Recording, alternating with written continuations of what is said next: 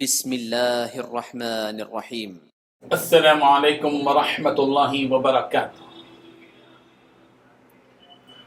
الحمد للہ رب العالمین والصلاة والسلام علی اشرف الانبیاء والمرسلین محمد وآلہ وصحبہ اجمعین، اما بعد۔ حاضرین و ناظرین، یہ درس نمبر 1456 ہے اور آج سورۃ الشعراء کی ابتدائی 4 آیتوں کی تلاوت اور تشریح کی جائے گی۔ سورۃ الفرقان کے بعد ہم سورۃ الشعراء کا آغاز کر رہے ہیں۔ چلیے سب سے پہلے ہم ان 4 آیتوں کی تلاوت کرتے ہیں، لفظی ترجمے اور ترجمے کے بعد تشریح کرتے ہیں۔ اعوذ باللہ من الشیطان الرجیم، بسم اللہ الرحمن الرحیم، طاسیم میم، تلک آیات الکتاب المبین، لعلک باخع نفسک الا یکونوا مؤمنین، إن نشأ ننزل عليهم من السماء آية فظلت أعناقهم لها خاضعين، صدق الله العظيم۔ لفظی ترجمہ یوں ہے، طاسیم میم، اللہ اعلم بمرادہ، اللہ ہی اس کے معنی اور مطلب سے واقف ہے۔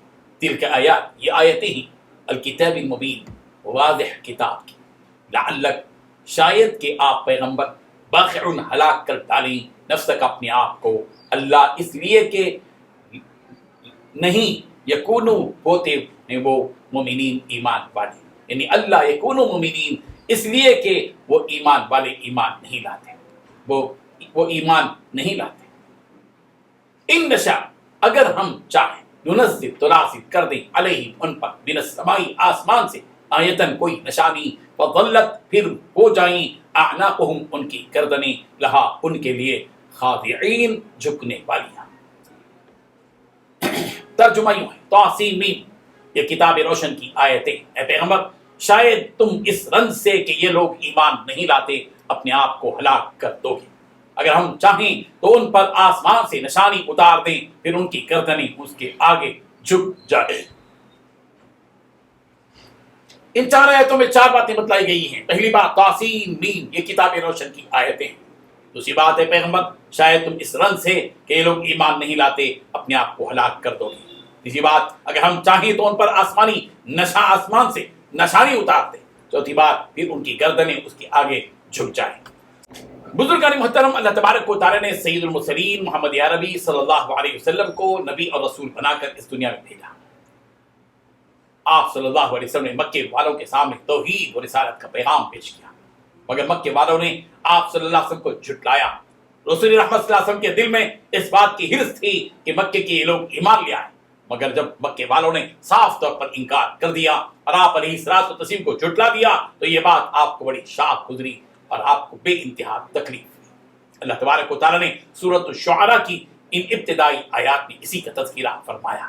قرآن مقدس کی تقدیس کو بتلاتے ہوئے اس کی واضح آیتوں کی تشریح کی تفصیل بیان کرتے ہوئے اللہ تعالیٰ نے فرمایا کہ طاسیم میم، تلک آیات الکتاب المبین، کہ یہ واضح کتاب کی آیتیں ہیں، یہ قرآن مجید۔ پھر اللہ تبارک و تعالیٰ نے نبی کریم صلی اللہ علیہ وسلم سے یہ بات کہی کہ لعلک باخع نفسک الا یؤمنین، کہ پیغمبر، اگر یہ لوگ ایمان نہیں لاتے مکے کے لوگ، کہ ان کے ایمان نہ لانے کی وجہ سے کہیں آپ اپنے آپ کو ہلاکت میں نہ ڈال دیں۔ پیغمبر، اگر ہم چاہیں تو ان مکے والوں پر آسمان سے ایک بڑی نشانی نازل کر دیں، ان نشاء ننزل علیہم من السماء آیہ، کہ اگر ہم چاہیں تو ان کے اوپر آسمان سے کوئی بڑی ایسی نشانی نازل کر دیں، فظلت اعناقہم لہا خاضعین، پھر ان کی گردنیں اس کے سامنے جھک جائیں، پھر اس بڑی نشانی کی وجہ سے ان مکے والوں کی گردنیں جھک جائیں۔ سورۃ الکہف کی آیت نمبر 6 میں بھی یہ بات رسول رحمت صلی اللہ علیہ وسلم سے کہی گئی، فلعلک باخع نفسک علی آثارہم ان لم یؤمنوا بہذا الحدیث اسفا، کہ پس اگر یہ لوگ اس بات پر ایمان نہ لائیں تو کیا آپ ان کے پیچھے اس رنج میں اپنی جان کو ہلاکت میں ڈال دیں گے پیغمبر۔ سورۃ الشعراء کی دوسری آیت میں یہ حقیقت بتلائی گئی کہ تلک آیات الکتاب المبین، کہ یہ کتاب مبین کی آیتیں ہیں، یعنی قرآن مجید کی آیتیں صاف صاف کھلی اور واضح ہیں، جو حق کو حق اور باطل کو باطل واضح کرتی ہیں، ہدایت اور گمراہی کے درمیان میں فرق کر کے کھول کر ان حقیقتوں کو بتاتی ہیں۔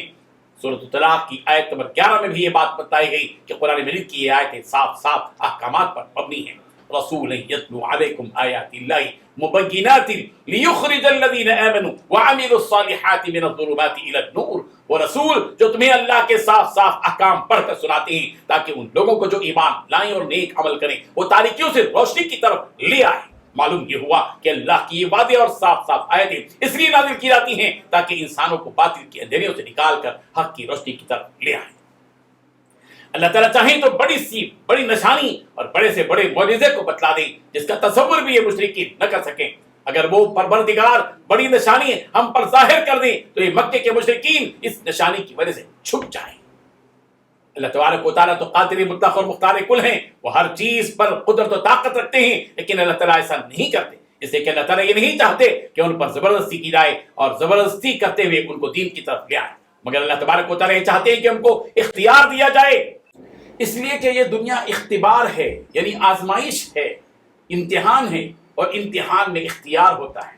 امتحان میں زبردستی جواب لکھوایا نہیں جاتا بلکہ درست جواب لکھنے کا بھی اختیار ہے، غلط جواب لکھنے کا بھی امتحان میں اختیار ہوتا ہے.